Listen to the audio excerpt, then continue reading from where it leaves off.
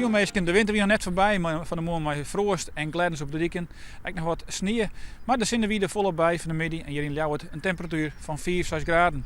Maar we zeggen wel stadig gewoon wat hegere bewolking. En ja, dat betekent dat er wat waarsverhoring op komst is. Joenen vannacht hebben we echt bewolking en uten toch al een beetje regenwetter. De temperatuur die zakt door dat regenwetter net volle verder onderuit dan een graad of 2 treien. Daarbij hebben we een matig krachtige zuidwestelijke wind. En ook morgen hebben we nog altijd die bewolking. Ja, dat zijn zeker droge momenten, maar dan kan ik uten terug een beetje stoorruim vallen. De temperaturen dan zijn zo'n graden en daarbij zit er een matig krachtige west-zuidwestelijke wind. En dan wel weer daar om het fruitzucht voor de komende dagen. Dan komen we bij Wazen. Dat wordt toch wel de mindere dag van deze week. Een jesdag met regenwetter, temperaturen om de 8 graden en de zuidwestelijke wind matig krachtig, in het watergebied stormig.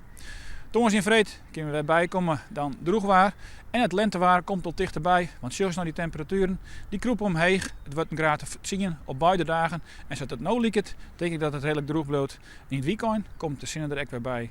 Nog een vlokje verder.